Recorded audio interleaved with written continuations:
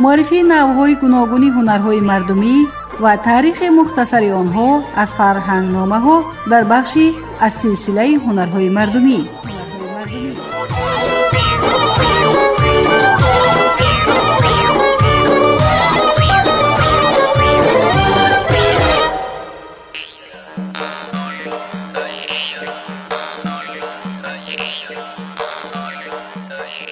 از سلسله هنرهای مردمی.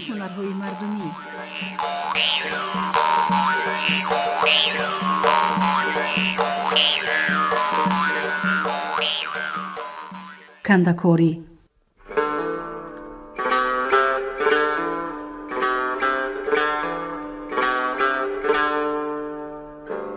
درود شنونده‌های ارجمند. کنده‌کاری نوعی صنعت آرایشی و پردازکاری که توسط کندن و بریدن چوب، فلزات، گچ، استخوان و گل اجرا می شود. کنده‌کاری را برای زینت دادن اشیاء روزگار، جزهای معماری و هیکل‌تراشی به کار می‌برند. کنده‌کاری قدیمی‌ترین و معمول‌ترین نوع صنعت آرایشی و عملی تاجیکان بوده انواع گوناگون دارد. کنده‌کاری برجسته مقرنسی، برجسته نسبتاً هموار، عمقی، انگارد، دو طرفه، تورشکل، پنجره، اره شده و روی بست.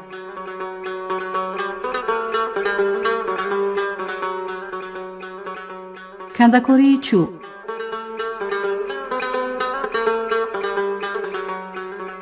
معماران و نجاران تاجیک اصلاً چوب، بیشتر ارچه، توت، چهارمغز، زردآلو، چنا را به کار برده از آن هر گونه اشیاء روزگار، طبق و کاسه، چونچه، کفلس و صندوق، باردون و غیره، قسم‌های بناهای فرهنگی و معماری و جمعیتی، قالب‌های گوناگون مخصوص گلپرتویی متاعها و غیره می‌ساختند. شاهستون‌ها و باشه، روابالار، سینج و در و دروازه‌های منقش، سقانه و لوحه‌های جداگانه کنده‌کاری شده در معماری فراوان استفاده می‌شد. قدیمترین آثار کنده‌کاری چوب از شهرهای پنجکент و شهرستان یافت شدند که به عصرهای 6 تا 8 تعلق دارند. بعضی پاره‌های بالا را ستون، در و دروازه و پهلودری که باقی ماندند با اصول کنده‌کاری برجسته مقرنسی، لوله پردازی و برجسته نسبتاً هموار کنده‌کاری شده با نقش‌های اسلامی و گره آرا یافتند. برابر نقش نگار معمولی، خوشه انگور، چلیپا، نیم دایره، چهاربر، برگ، گل، تخم در صنعت دوره تا استقلال عربی خلق‌های آسیای مرکزی مجسمه سازی و آفریدن دیگر موجودات خیالی جانورهای دو بهره رواج یافته بود. بعد اصلاح عرب و جاری شدن دین اسلام برابر منع شدن بتپرستی، کنده‌کاری سوژه‌دار و نقاشی‌های بلند مضمون نیز از بین رفتند با استثنای بعضی مرکزهای مدنی آسیای میانه. کنده‌کاری روی چوب مقبره اسماعیل سامانی در عصر 10، عرقه چشمه ایوب عصرهای 14 تا 17 در بخارا، رفع‌های مقبره قاسم ابن عباس در سمرقند، ایوان مقبره دهه چهارکوه اصفهان، محراب اسکادر عصر 10 در ناحیه عینی، مقبره شیخ مصلح الدین عصرهای 14 15 در خوجند، مقبره سیف‌الدین باخرزی عصر 14 در گوریمیر عصر 15 سمرقند و غیره نقش‌های هندسی و طبیعی دارند.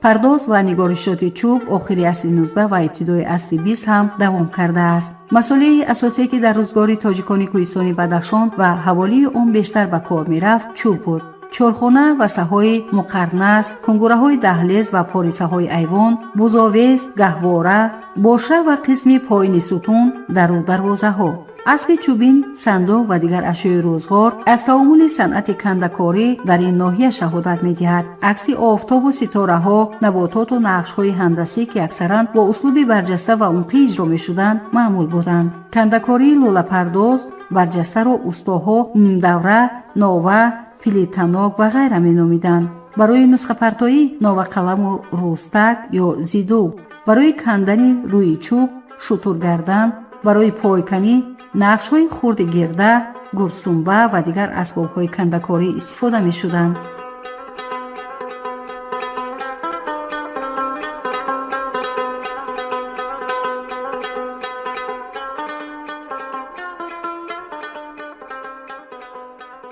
дар кандакории тоҷикӣ услубҳои нақшонигори маъмултарини исломӣ гире, катиба, ҷонварнусха мавқеи махсус доштанд. ба ороишоти гире аслан нақшҳои ҳандасӣ, мусаллас, мурабба, шаклҳои дурусту нодурусти шашкунҷа, ҳашткунҷа, ситораҳои 5, 12 гӯша, чоркалид, морпеч, кунгура ва ғайра мансубанд. пардози услуби ислимӣ коштаноб, марғола, гули бодом, гули хайрӣ, нилуфару сард, салсану настаран, баргу шоҳи барг ва амсоли инҳоро дар бар мегирад.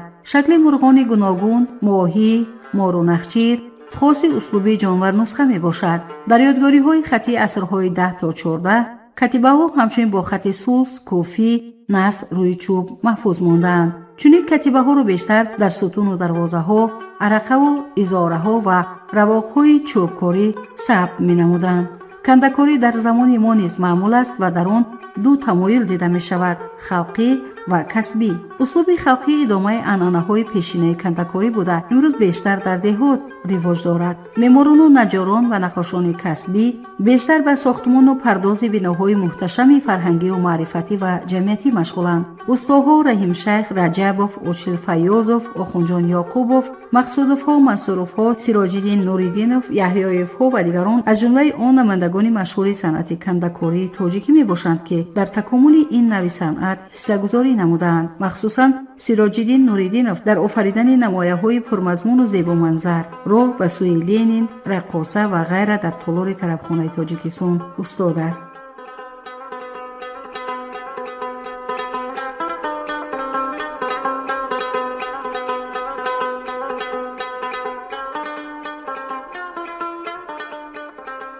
кандакории санг қадимтарин нави санъати ороишиву амалии тоҷикон аст. азбаски дар сарзамини тоҷикон анвои сангҳо барои кандакорӣ мувофиқ фароонанд, ин нави санъат таърихи қадима дорад. аз ёвон санге ёфт шудааст, ки ба давраи бохтар ва кушониён маҳсуб буда дар рӯи он аждаҳо асп ва ё мораспи саворадор канда шудааст. аз деҳаи суғ вилояти Фарғона санге ёфтанд, ки дар рӯи он ду мор кандакорӣ шудааст ва он ба асли дуи томило тааллуқ дорад. аз самарқанду нуратоб ба даст омадани санги кандакорӣ шуда аз равнақи ин нави санъат гувоҳӣ медиҳад. кандакории гурҷаҳои санги гур, катибаҳои рӯи тахтасангҳо, ороиши тахтамарҳои мадрасаву масоҷид, мадрасаи шердор, мақбараи бибихоним аз равнақу такомули ин нави санъат дарак медиҳанд.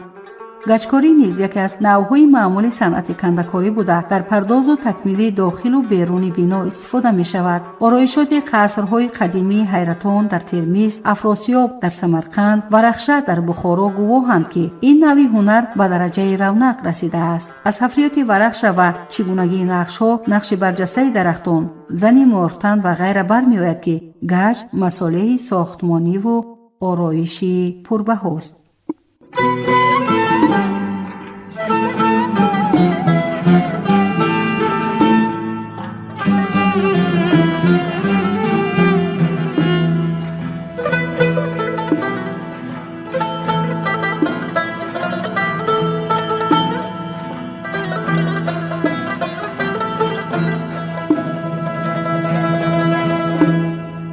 ببرد از من قرار و طاقتوش، بودی سنگین دل و سین بناگوش.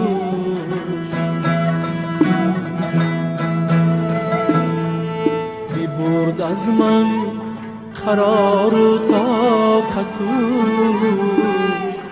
بودی سنگین دل و سین بناگوش.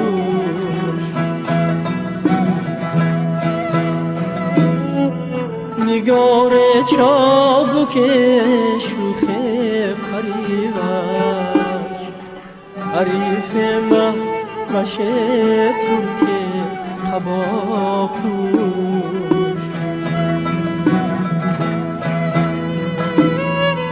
نگار چابک شوخ پریوش، حریف مهوش ترک قباپوش.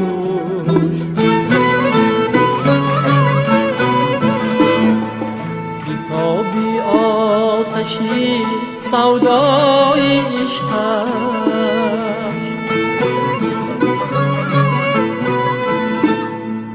بسانی دگ دایم میزنم جوش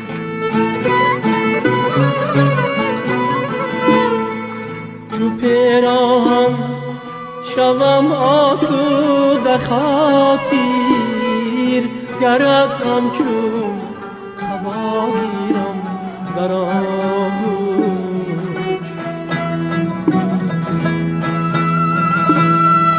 چو پیراهن شوم آسوده خاطر گرد همچون هوا گیرم در آغوش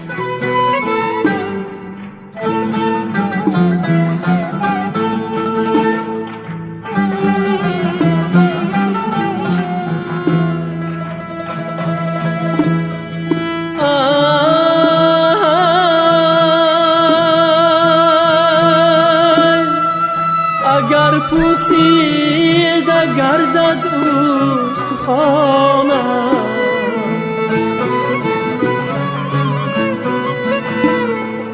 نگردد مهرش از جانم فراموش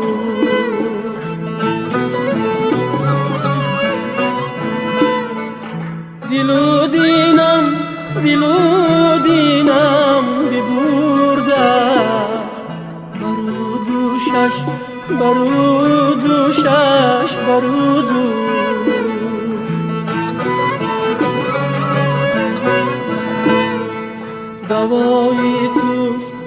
دوای توست حافظ لبی نوشش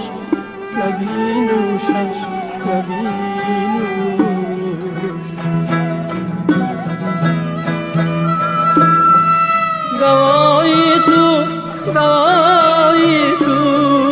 حافظ لبی نوشش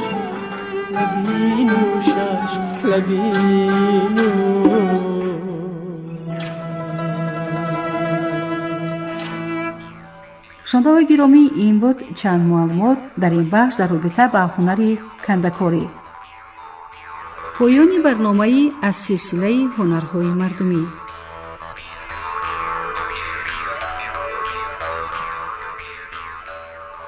در تهیه و پخش آن صدابردار دلشاد میرزا، کارگردان زبیدالله جان محمد، محرر گلستان کریمова صحنه گرفتند. شاد بمانید.